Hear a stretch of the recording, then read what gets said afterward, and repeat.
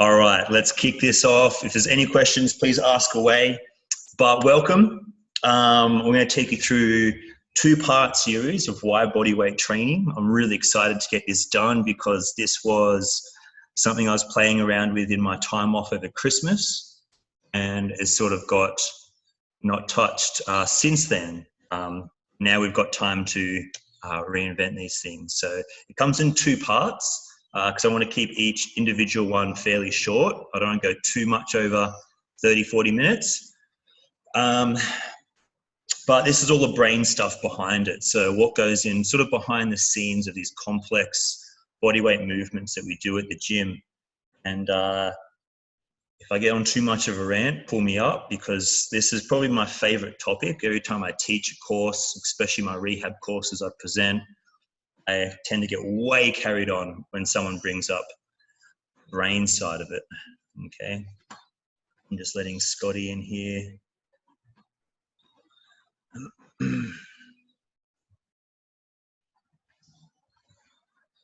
Here we go. Hey, Scotty, what's going on, mate? If you can hear me and see me, just say hey in the chat side there. But get this started, okay?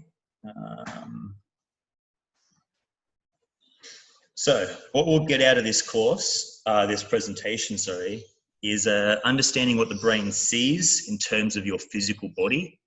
All right, a good understanding of how your brain learns movement and forgets it at the same time. What that invisible, uncoordinated feeling of learning something new is. A lot of you will experience that feeling doing a lot of handstand work or a lot of sort of animal flow, that weird, like, I can see what you want me to do, but when I ask my body to do it, it doesn't quite connect. So I'll explain a lot of that.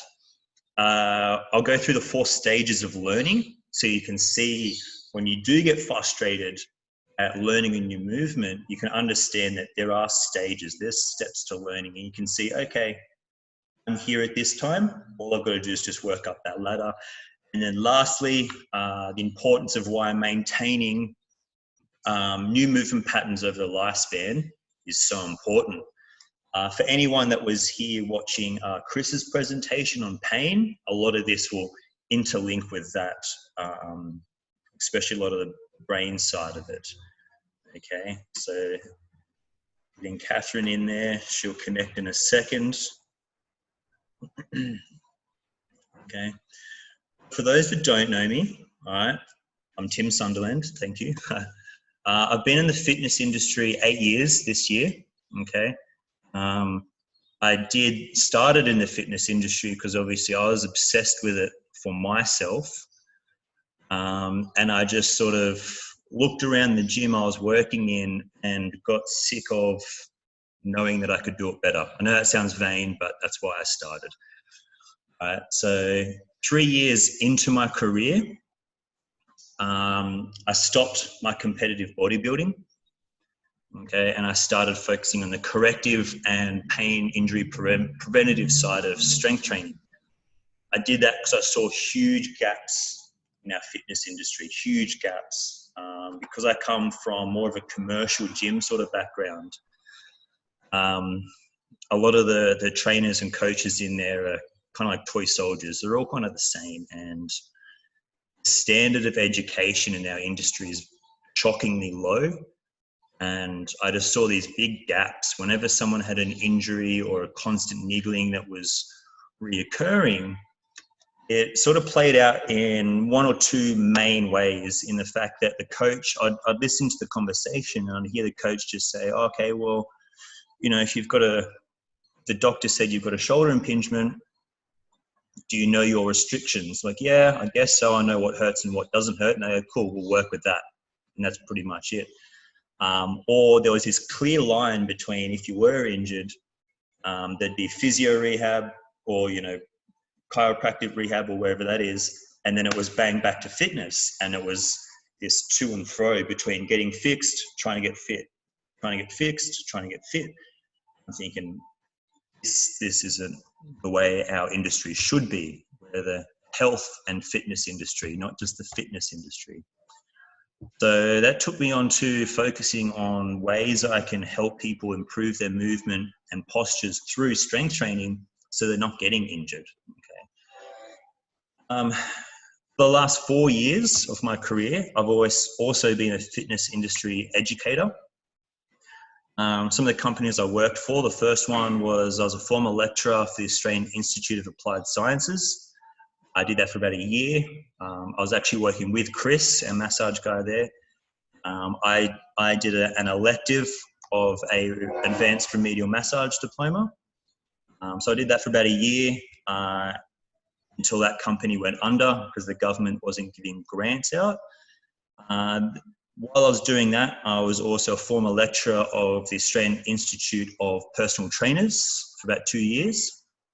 There I presented online and face-to-face certificate 3 and 4 in fitness. That's your graduating certs, your bare minimum to work in this industry. But currently, I'm working with a company called Rehab Trainer, designed by a sports physio. He saw the same gaps in the industry I was. He's a sports physio. He spent all his day in clinic helping fit people, whether it be sport, gym, wherever, that could have easily been prevented in the gym. And I can understand how frustrating it would be. You know, sports physio is a long degree, right? And you're working constantly with people that could have been prevented if they just worked out properly. So he set out course to design these courses that I present for him to sort of bridge that gap, get personal trainers understanding what they can do to help people so they don't have to go to the physio. Right? He didn't want to see these people. And I also work with the Functional Training Institute. I've been there for 4 years, my favorite company. Only time I've actually enjoyed working for someone. We're a similar mindset. The Functional Training Institute, one of the biggest educators of our industry, we set out to safely and effectively progress someone from a predominantly sedentary lifestyle safely right through to an advanced athleticism. Obviously trying to get as fit as we can, but do it in a safe and effective way that we're not getting injured. So with all that under my belt, learning through all those, I'm now the owner and founder of True Technique Fitness, where we specialize in strength and fitness for the general population. I'm not out seeking to help and train advanced athletes. This is just for the general population that want to stay fit for a long time, be happy with who they look at, and just keep you guys fit and strong as long as possible. Okay. So like I said, today's topic is neurological stuff, my favorite. Excuse me there. I'm absolutely fascinated with this, how the brain interacts with the physical body underneath it. The word of choice for this presentation is neuroplasticity. Neuroplasticity refers to the ability of neurons inside the brain to change and adapt to the stimulus that you give it. All right, hence the word plastic. Okay, the neurons function as a part of local circuits inside the brain. So just think of a circuit board, and each neuron can change its functional role and altering how it responds to inputs and influences from other neurons. Okay, so I'll expand on that in a second. But neuroplasticity is the word. But to understand this, we have to start from day one. Right? Day one is where it all starts. Okay, when you were born, and when you were first born, your brain has no idea is inside a body. It's a blank canvas. You are not born with a predetermined posture. Right? So just because your mum had bunions or your dad had a bad back or whatever, does not mean that that is genetic. I'll explain what that is in a second. Okay, but let's take a little journey, I guess. All right, so what I mean by when you're born with nothing, a clean slate, is a word called homunculus. All right, you're born without a homunculus. All right, I'll show you what a homunculus is in a second. It's quite funny. But you build and create your homunculus, or let's say avatar. We'll say avatar, all right, through self-exploration, trauma, and something we call mirror motor neurons. All right, so I'll say that again. So there are 3 ways to develop motor neurons to develop our movement is self-exploration, trauma, meaning you fall and hurt yourself, right? Or mirror motor neurons.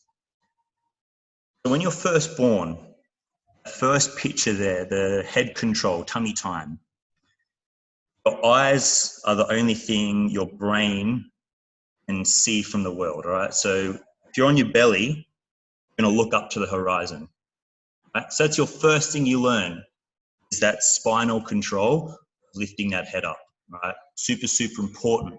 But that's so your brain can look up and look at the surroundings, okay? Then through self-exploration, you want to see more. You want to see more of the world around you. You want to explore. We're inquisitive beings, and this is what we want to do. So you put your hands under you to push up. Then your brain goes, oh, cool, I have these things here that can help me get off the ground. And if I use these things to push off the ground, I can see more. All right, that's a really cool part for your brain.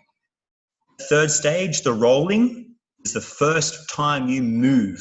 And funny enough, that's your rotational plane. And so it's the third thing you learn. It's one of the weakest planes of motion adult humans have. Right? So rotation control, as you're learning to shift side to side, maps what we call our spiral lines, right? Rotation control.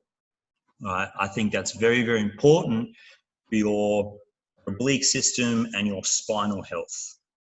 But my favorite, as you guys know, is this crawl. All right, this crawl. I don't put it there because it's a hard thing to do. I put it there for a specific reason. This, I think, is one of the most important stages of growth. This crawling quadruped, they call it, quadruped position. Right, this is everything. This connects your whole body as one unit.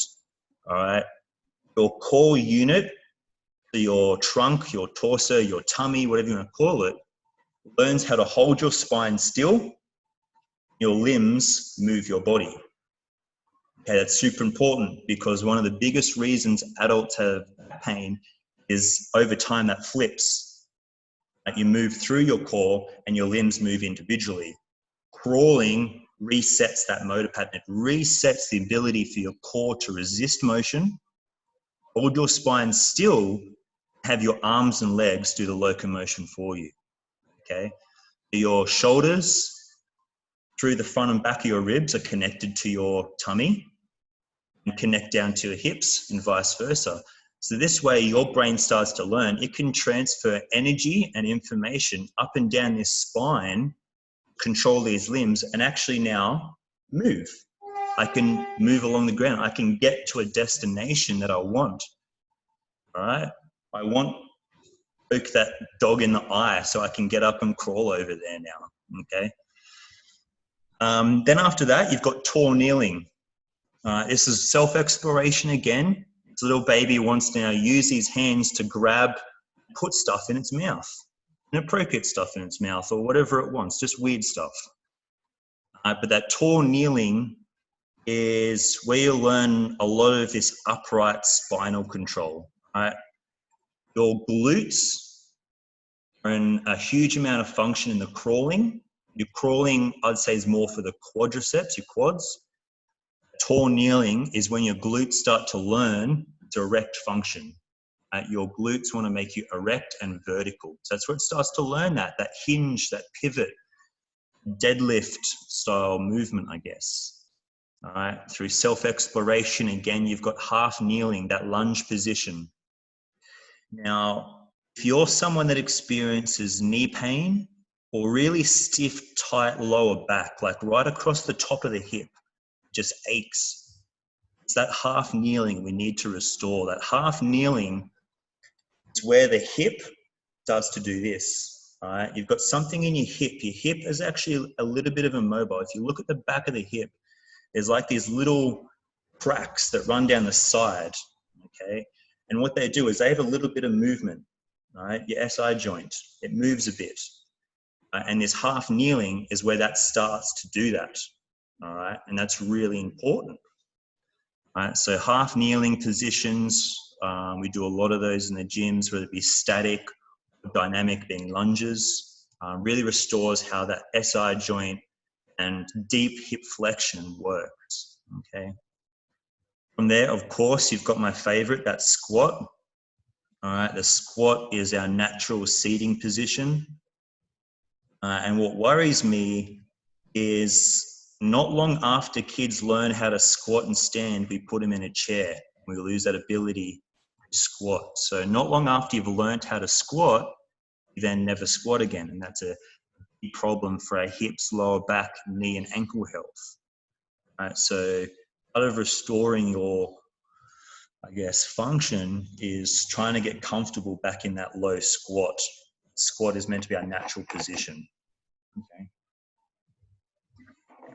Then you got standing and walking. All right. Fantastic that you've got to that stage. Congrats, you're walking.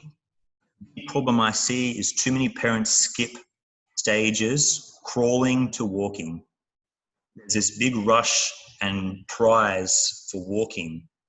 And I will say over the last 4 years of being corrective, I'd say that's been my biggest moneymaker, is people growing up skipping those steps. So if you're someone here listening that's got young kids around this age, keep them crawling, squatting, and lunging as long as possible. Standing can wait. You've got your whole life to walk. Now, the best way to keep them crawling is crawl next to them yourself. Right? This is where I'll start going into your mirror motor neurons. As you're going through these stages of self-exploration, you have something called mirror motor neurons. Mirror motor neurons is pretty much how it sounds. So you observe a movement, the neurons in your brain try mirror it, mimic it, try replicate it. So if you're constantly up and walking around and on a chair, standing on a chair and standing, and yes, I'll have a link, Carly, you're all good. I'll have a link up, it's recording. All they want to do, all the kid wants to do is stand up and walk next to you, because they don't see you crawling, they don't see you squatting, they don't see you do any of this stuff. But as a baby, they don't see the importance of it. All they want to do is stand. So get down next to your kid, push them over if you have to, force them back on the ground, and start crawling next to them. It's the most important thing to do.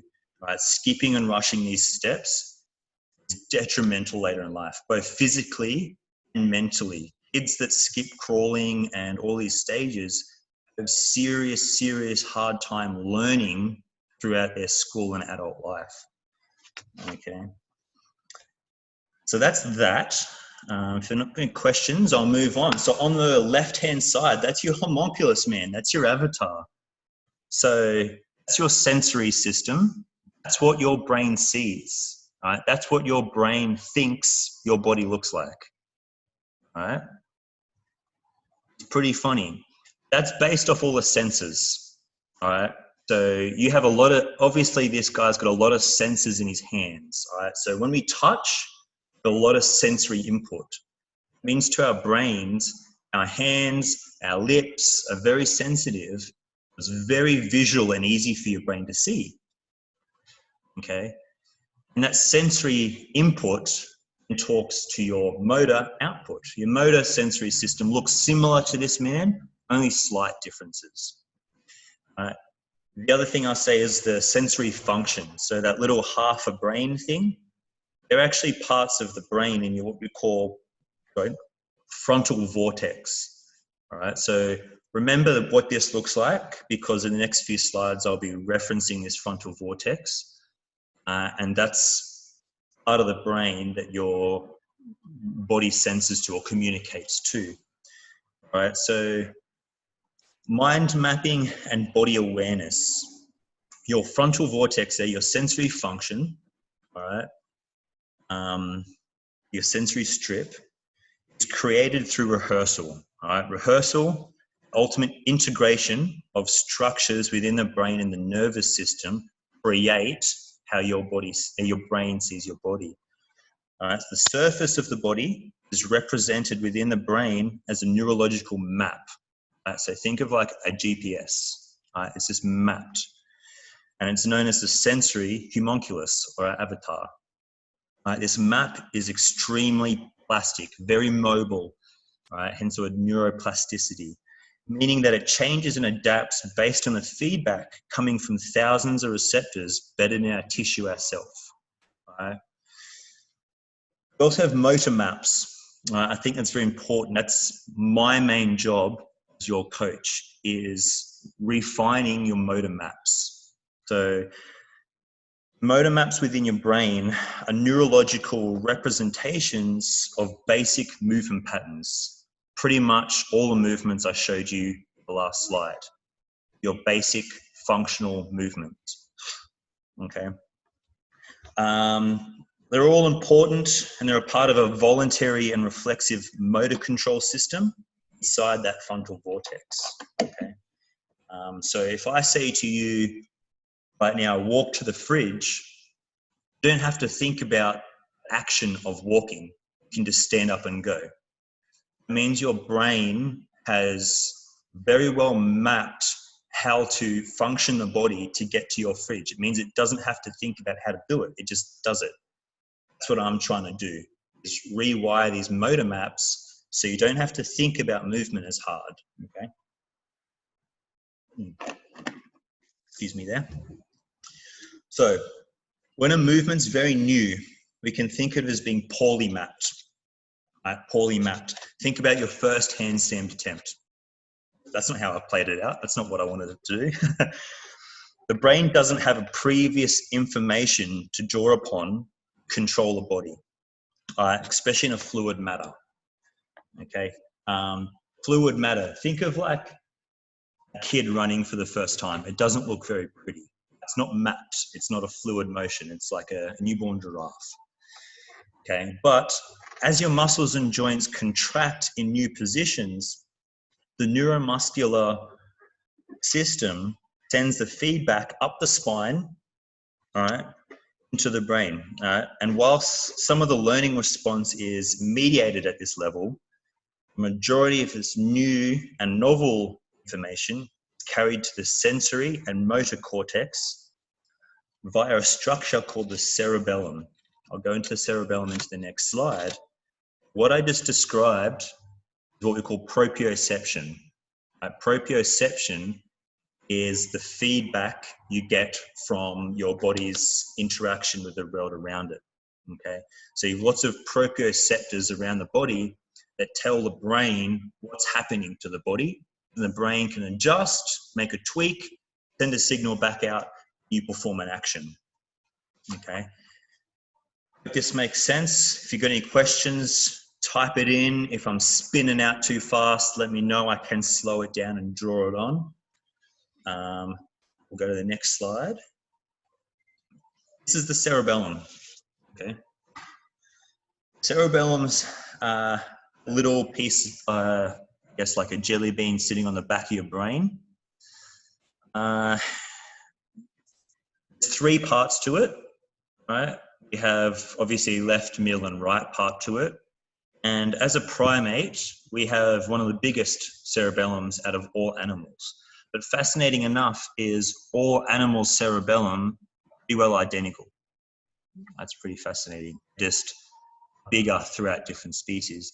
Humans having one of the biggest cerebellums out of all of them. Hence why we can move so well.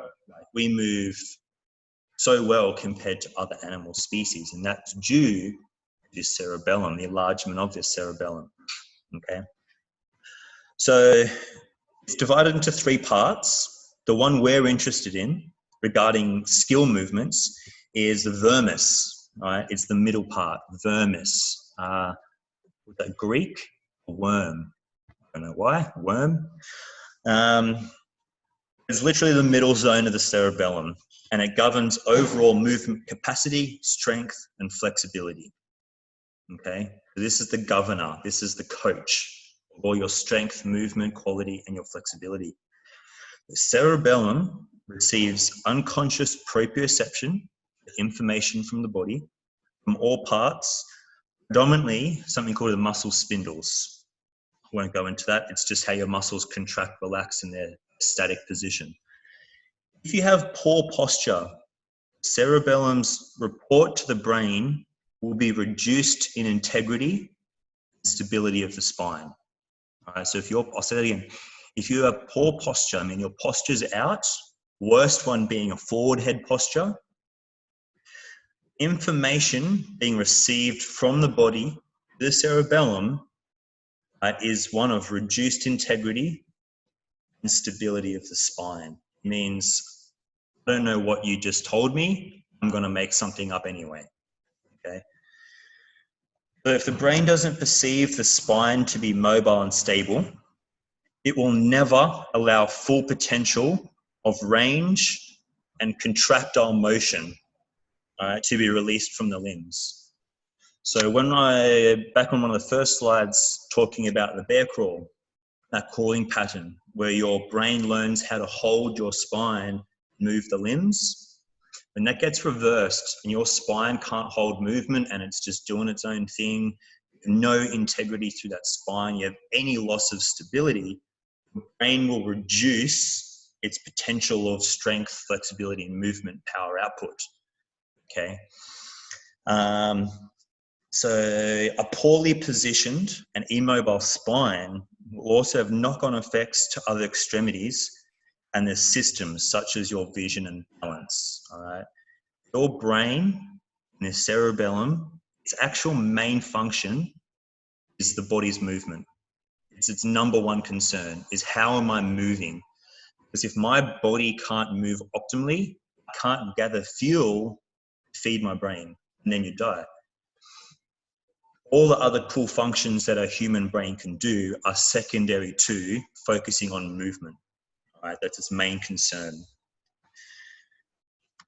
So a word called afferentation describes the information traveling from the body to the brain. Or information from the midline, or indeed any part, I guess, is described as disafferentation. So a disafferentated cerebellum produces more errors in movement control. It reduces the capacity for the associated muscles to be recruited, therefore increase your risk of injury. Right? AKA, your brain doesn't know what it's doing and it just makes it up. Okay. I'll say it again. It will produce more errors in motor control. Okay. Reduces the capacity for your muscles to be recruited. All right. And then all that combined drastically increases your risk of injury. So a strong, stable, mobile spine has the capacity to relay clear, subconscious proprioception, the cerebellum.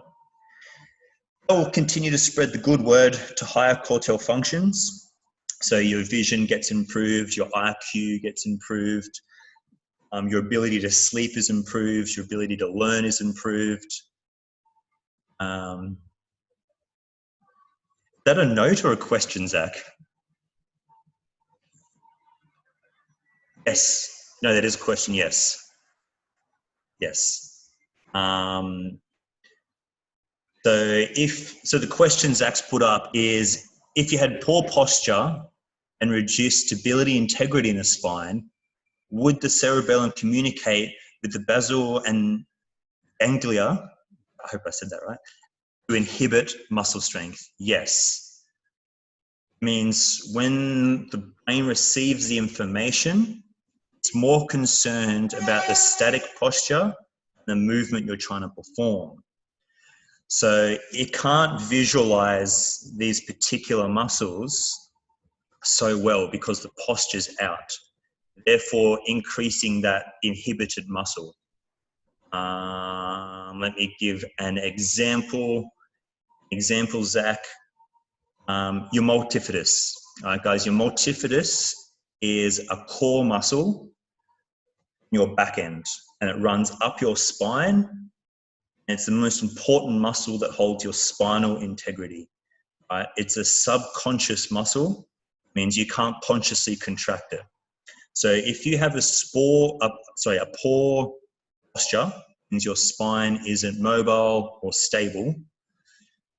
Something like your multifidus, the subconscious muscle, will not fire. Will continue to be inhibited over and over and over again. Does that answer your question? Give me a thumbs up. Yeah, cool. We go. So in this scenario, the brain fires a motor program. Fewer errors in the execution and movement will occur, and greater or more appropriate levels of force will produce. So that goes on what Zach said on the opposite side.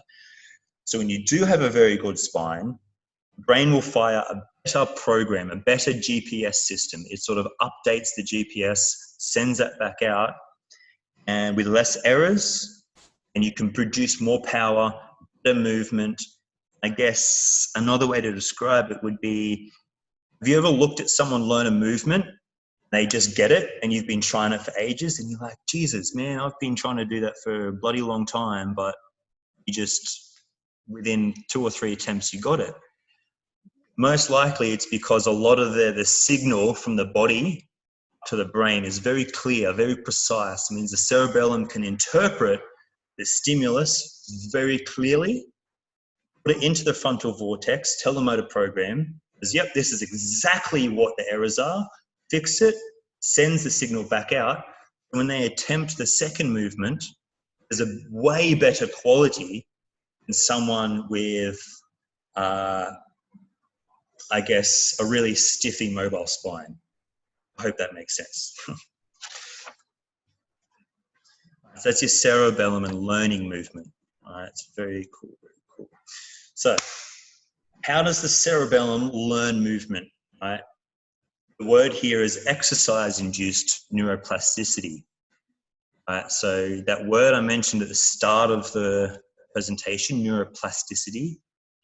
My job, our job here at True Technique is what we call exercise-induced neuroplasticity. So we're using exercise to change and alter that GPS that your brain sees in that communication. All right, that makes sense? Okay. So if you're paying attention, thousands and thousands of mirror motor neurons will start firing off. That's the example here. I'll use Whitney.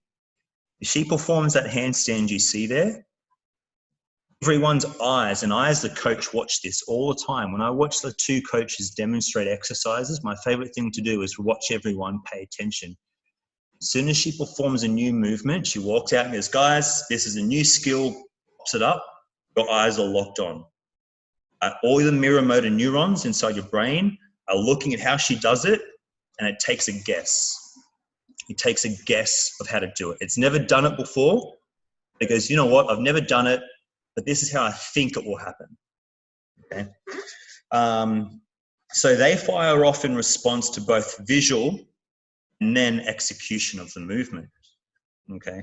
So in essence, they are how we learn from observation. And that's why when we observe a movement, 1 or 2 of our reps is silent, just so you can watch us do it and let those mirror motor neurons sink in a guess of how that happened. Okay.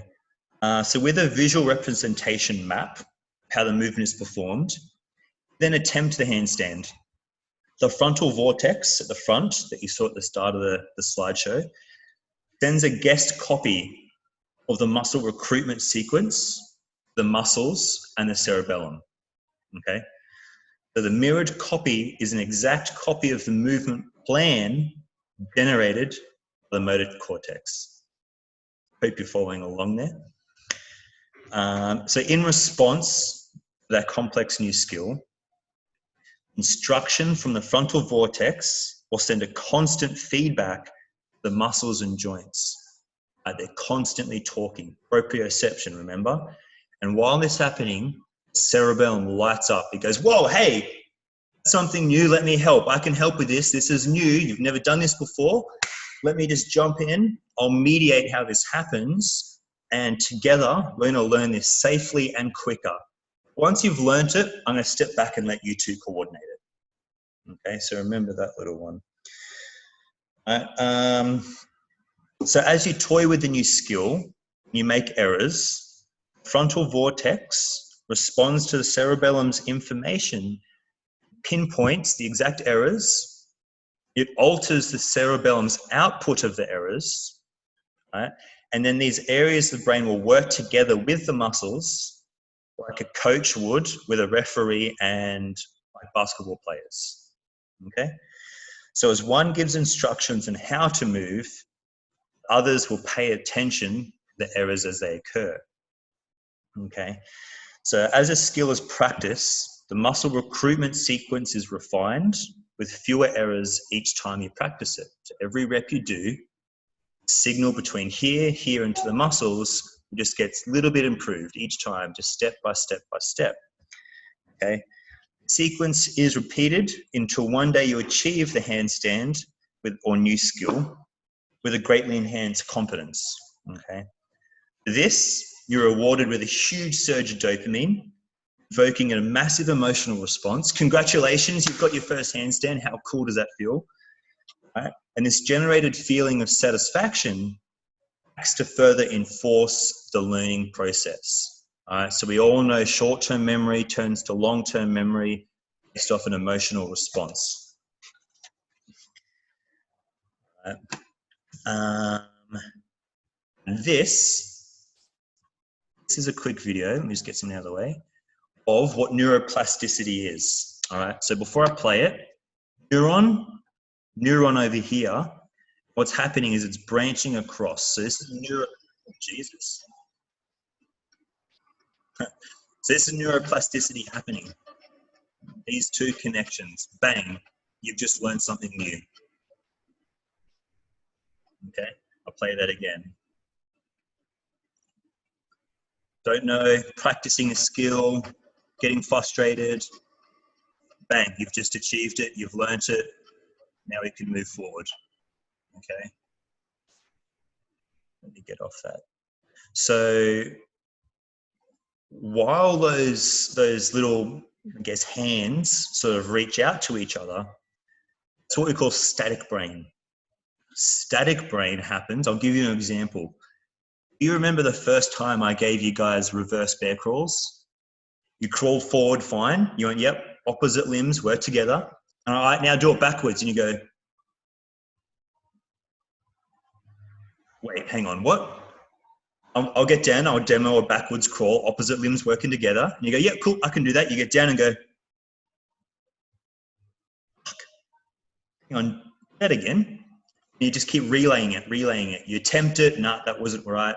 And that's what's happening physically output as those wires are being connected. Then as soon as you get that rhythm where opposite limbs work together and you crawl backwards, that's when it goes bang, connected, you've created a new movement pattern. That's how I see my job as a fitness coach with you guys. I try to get these neural pathways connected, better patterns. Right? Once that's connected, then repeat it over and over and over again until it's ingrained and you don't have to think about it anymore. Okay. So what happens in the brain while you're learning and why you forget? So as you learn a new movement, pathways created. All right. So let's say a new study I found the other day has shown that exercising with various movements as a child has permanent memory recall improvements, even if they stop later in life. Right? Those who only exercise later in life only temporarily gain memory improvement, but will quickly lose it. So that means, let me reword that. So if you're a very active kid and your childhood is full of all these different types of sports, you do, you gymnastics, you do swimming, you do soccer, football, all these different things, they create heaps of motor patterns, heaps and heaps and heaps of motor patterns. Later in life, you can recall those very quickly. And that's, I guess, what muscle memory is. It's not the muscle, it's the pathway is still there. If you're a lazy kid, you don't do much as a teenager, you're not very active, it's not till later in life, 20, 30, 40, that you start exercising and start experimenting with new movement. It's very hard. It takes a very long time. And when you finally do achieve it, don't stop. because your brain forgets it very quickly. So again, I'll say, if you've got kids, you're listening, you've got kids of any age, pre-pubescent kids are the best. Once you sort of stop finishing puberty, more building motor patterns rather than creating it, get them doing all types of sports. And I'm talking the best sports for a kid: swimming, dance, gymnastics, and martial arts. Not football, not soccer, not running, none of those impact sports. I'll talk about that later. Movement: swimming, dance, gymnastics, martial arts. 4 best sports for a kid that hasn't hit puberty yet. Okay. So when you're learning these movements, all right, that neural pathway is bang, just connected. I'm going to go back and play it again. I want you to watch, as soon as it connects, as soon as the wires connect, I want you to watch how thin it is. All right, so over here, this line is very thick. This line, extremely thick, right? I want you to watch this area in the middle as it connects. It's very thin. And I'll explain what this is in the next slide. Bang, very thin, and almost lets go there for a second. Okay. Come on, damn it. What that is, it's myelin, right? It's a word called myelin. So myelin sheaths are little fatty tissue that encoats that highway, that pathway you just saw. Okay. They protect your nerve cells, I guess. So what you're seeing in the picture there, on the top, that top picture, the myelinated axon. All right? So it's every time you do a movement, you send a signal from one neuron to the next through this neural pathway, brain would create another myelin coating. I want you to think of this like an electrical cable. Insulation. So an electrical wire, you've got your copper wire and then plastic insulation. Have that insulation so the electrical charge doesn't get lost in the ambient world. Exact same thing here. It's no different. It's the exact same thing. So your brain prefers to use this top pathway rather than the bottom one. This bottom one is an unmyelinated axon. It's very hard for your brain to access, and when it does, a lot of the electrical charge will get lost in the grey matter of your brain, okay? You're able to slow things down and focus so that new pathway you've created, that pathway, it's fatter and fatter myelin, but it's easier and easier for you to move and perform that task.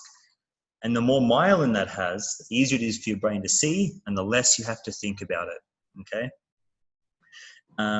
If you have multiple sclerosis, MS, the disease, causes the immune system to attack myelin, right? So MS is disease where they can't control the muscular contractions of their body. And that happens because MS is a disease that attacks and destroys this myelin. So they've got pathways to control the body. The electrical charges are constantly lost and getting interrupted and cross-weaving, and it's all mixed up. So what you visually see with someone with MS is a very uncoordinated being, okay? So that's myelin. So that's everything in and around how the brain learns. Now, that's probably the most intense part of the presentation. I hope you guys caught up with it. Is there any questions with that? Did that all make sense? Please type yes if it did. Cool, good. I know, Zach, you get this. Good, thanks, Selena. Awesome, Jodes, love it, guys, cool. Thanks, Jean, awesome. All right, so if that makes sense, go on to the stages of learning. Good. I hope the wine's not making mum there a little bit fainty. Oh, she's finished it, good. All right, so the 4 stages of learning, okay? So number one, all good, Panda, I'm glad you're here. It'll be recorded so you can see it. Thanks, Kathy. So number 1, have unconscious incompetence. So best way I can explain it to you is if you've been in the gym with me and I've come up to you doing an exercise, I've said, hey, I've noticed you do this. Let's say if you're doing a lunge and I say, hey, I notice your knees dropping inwards. Maybe it will feel better if you hold your knee out. And then you go, oh, the lunge did feel better when I didn't let it collapse in, right? It's unconscious incompetence. It means prior to me telling you that dysfunction's present, you're unaware of it. Then you have that, oh, that did feel better. That means you're now consciously incompetent. It means you're aware of it, but you can't really control it, okay? You step up the ladder, you've practiced it, you get frustrated with it, yes, can't hold it, can't do it. After those repeated attempts, all right, those neural pathways connect, get it, but you're still thinking about it. Myelin now coats that pathway, and then one day you don't have to think about that knee path. It just does it itself because your brain sees that's the safest option. All right, now you're consciously competent. All right, and then when you don't have to think about it, you're going super heavy, you got lots of weight on your lunges and you're going as heavy as you can. All you're thinking about is how deep you're going, how heavy you're going, or how fast you're going. All these outcome-focused parts of the exercise is now you're unconsciously competent. It means your brain doesn't have to think about it, it just does it. What happens with that is if we go back to complex neuroside of it, is when you're unconsciously competent, cerebellum's role in your movement is no longer there. Cerebellum says, okay, you've now learned this movement with a clear and concise pathway inside the brain of how to perform this task. I don't need to be here. Frontal vortex, you talk to the muscles, I'll sit back and relax, and switches off. And now this is a very important part, that switch off, okay? So as you're learning movement, be frustrated that you can't get it. Just understand that there's deep things going inside your brain as you're stepping up these 4 stages of learning. Go, okay, look, I'm finding it very hard and frustrating to perform this task now. That's only because I'm consciously incompetent. It's very hard to change a movement pathway, especially if we're using the example of a lunge.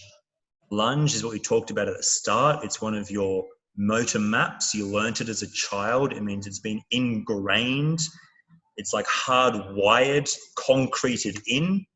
One of those foundational functional movements is very hard to change. It takes a very long time to get a dysfunctional, painful movement pattern that you've developed over years, then change to a better, stronger, pain-free functional movement, unconsciously competent to the point where you're loading it to world's end, okay?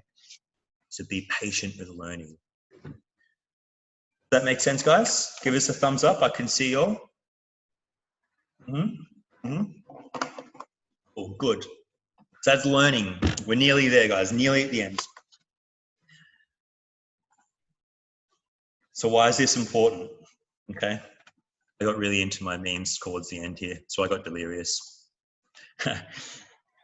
So why continuously learning new movement is so important as we age.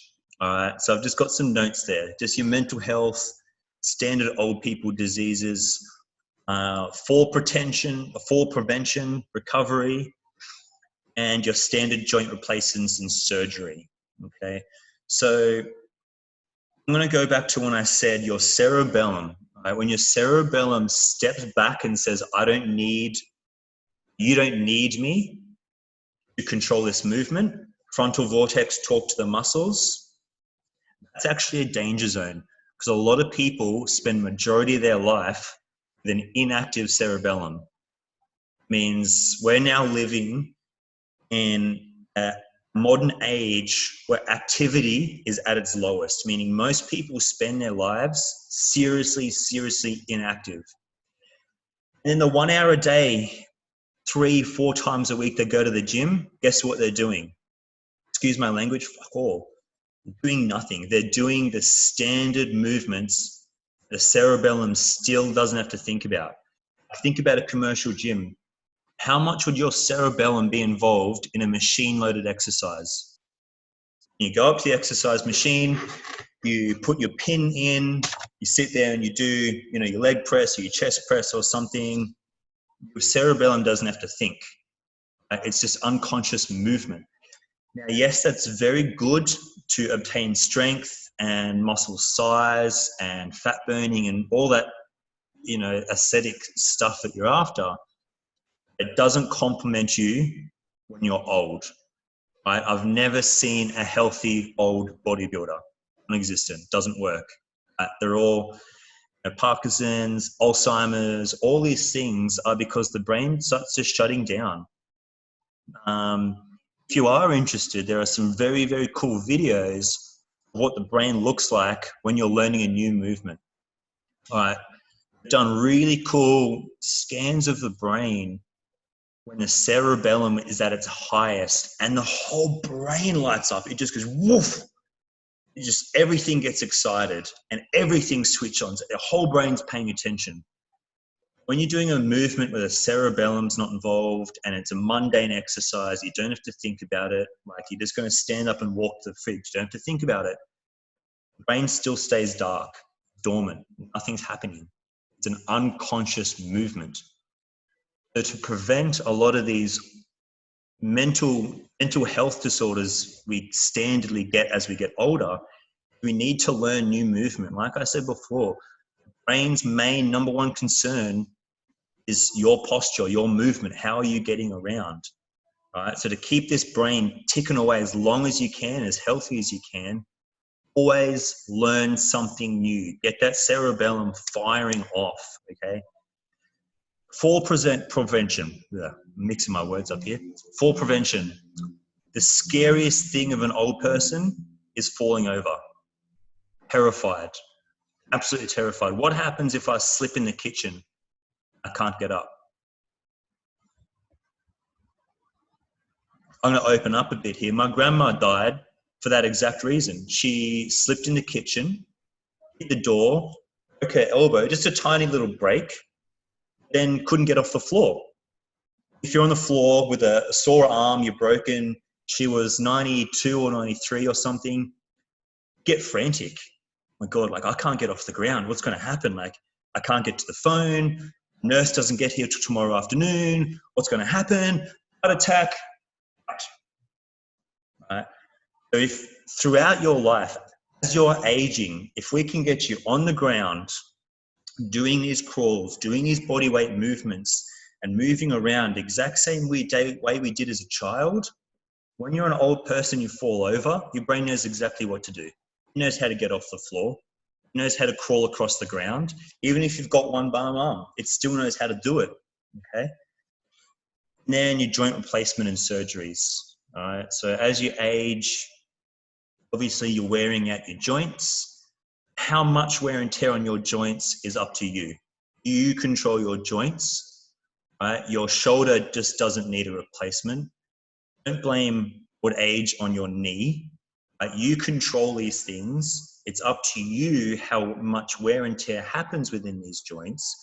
So you don't need those replacements. And if you do need a replacement, recovery from that surgery will be quick, smart. I've met some old people between 70 and 90 that I've recovered from joint replacement surgeries. And the recovery from is all, in my view, all predetermined by how active they were for the surgery. All right. So I've worked with older people that had hip replacements, back surgeries, all the standard stuff, where they've just sat in a retirement home for the last 10, 15, 20 years. And if they've just sat there waiting, get up a few times a day to walk to the, wherever old people do, I don't know. They're not learning to move. They're not doing their thing. But then you've got old people that are constantly out walking, constantly in the gym. They're, doing all these things. They're taking the stairs, not the elevator, all that, just little stuff. Recovery from these basic surgeries are so quick and they're back to their normal active lives ASAP. Okay. The thing I'm most concerned about is actually enjoying retirement. Okay. my biggest fear, and it's weird because I'm only 27, still very young, I hope, is I'm scared of old age. I'm very terrified of it. But I know aging is up to me. That's in my control. I determine how old I get and how I act when I'm old. Now, your work life, your career life is the longest part of your life. It's the longest stage. Now, I'm not working my guts out to build up all this asset and finances and savings so I can enjoy retirement just to be so broken and unhealthy I can't do anything, that I'm spending all my savings on surgery and medication. And then when that's wound up, I don't want to spend my pension on healthcare. That's not what I want. I'm sure that's not what you want either. Right? So when I'm thinking about the exercises and the programs that we do here at True Technique, it's all in mind of how is this going to benefit you when you're really old? Yes, exercise is going to give you your short-term goals that you came to me with. That's good. It will happen. I'm thinking about what impact this has now when you're 80 and 90, right? Because I want you to be that old person that can go out hiking, can go camping for weeks on end, that can shovel and do all this stuff. Like, it's just, I don't want you to be sitting around waiting to die and just crippled, you know? I hope that's what you want. Last one. All right. This is where you can look at a mindset shift. All right. I think it's the most important part. All right. Because as adults, I will say it, I'm guilty of it too. Our ego gets in the way. It says, if I'm not good at something, I'm not going to do it. I feel retarded. Yes. I hope so, Zach. You're even younger than I am. Good. But just because you're not good at something does not mean, oh, okay. Okay. Just because you're not good at something doesn't mean you give up on it, right? This is where you have to go, all right, I'm watching Tim's Animal Flow, and for the life of me, I just can't coordinate it. I'm not coming back to another Wednesday or a Friday. Not happening. Screw this. My ego hates it. You really have to push that ego aside and say, it's only because my cerebellum and my frontal vortex doesn't know what to do. It doesn't know, these two things don't know how to tell the muscles what to do. All right. One day when you do get it, it'll stay there, and it stays there for a long time. Okay. So you just got to go, all right, I don't get it. I'm not coordinated right now. One day I will. It's inevitable because practice and practice will ingrain the movement pathways. And when you do get it, we're trying to get that homunculus we talked about, that avatar at start, as visual as possible. The more visual that man is, the longer and happier you live. I guarantee it, guys. We are here for the long run as well as those short-term goals, all right? But our main concern is long-term goals. Do not sacrifice your long-term health for a short-term fix. It doesn't work. I've made a lot of money off people that do that. Don't be that person. All right, that's my goal here. Morgan says, that was my attitude when starting in flow, frustration, but as it got better, it didn't show up. Awesome, that's perfect. All right, one day it clicks. Guys, that's my vision for True T, is everything I'm doing is so that homunculus is visual as possible. I'm trying to make you guys move as best as you can for as long as you can. Doing that will give you the biggest power output, which gives you the goals that you came to me for. They stay. If you take this method I do at the gym, it stays, and it stays for a long time. Okay. That's it for this one. That's all the brain. Hope you guys liked it. If you really enjoyed it, let me know in the comments. If you've got any questions, now's your time. Part 2, same time tomorrow. Part 2 is all the physical side. Thanks, Zach. I know you liked it. Thanks, Selena. Part 2 will be a very good flow on from what we just talked about, but it's the physical side of it. Okay. And so we'll go through some, what the muscles are doing, what the physical body is doing, And at the end, I'll sort of wrap it up, and I'll wrap up how sort of the physical side works with the mental side, and I'll have a bit of a rant on the fitness industry and how it's really, I don't know how to say politely, genuine injustice. Right? I will show you the gap I found in the fitness industry as I went from competitive bodybuilding to corrective. That's a better way to say it. I'll say it like that. I will show you the gap the fitness industry has in providing you your short-term goals at a sacrifice to your long-term health. As that's it. Thank you. I hope I didn't go too far over time. I appreciate that. I'll switch it off in a sec. This is recorded. Send it out to you. But please come tomorrow, 5:30. It'll be not as long as this one, and I really want to see you all there, okay? Thanks, guys. Tim. Bye. Thanks, Tim. That was Bye. awesome. Thanks, Tim. Have a good night, everyone. Night.